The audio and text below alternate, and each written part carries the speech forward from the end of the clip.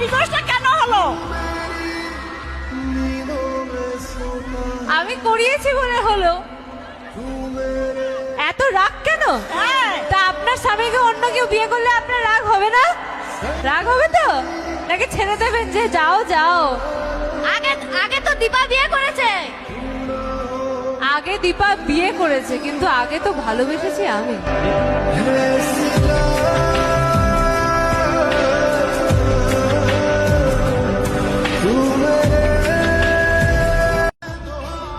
বিয়ে হয়ে গেছে তো কি ভালোবাসা ভরে যায় বিয়ের পর? হ্যাঁ, এটা তো সম্ভব না। ওর বিয়ে হয়ে গেছে, ও বিয়ে করে নিয়েছে, সেটা ওর প্রবলেম। তাতে কি আমার ভালোবাসা কমবে?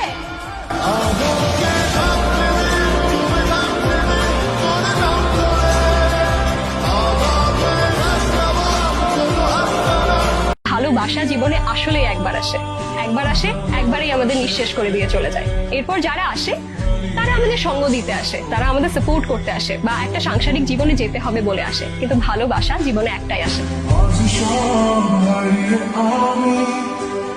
তোমার কাছে দাঁড়িয়ে জানি তুমি ফিরে আসবে না। আমার কোনোটাতেই কিছুতেই আর খারাপ লাগে না।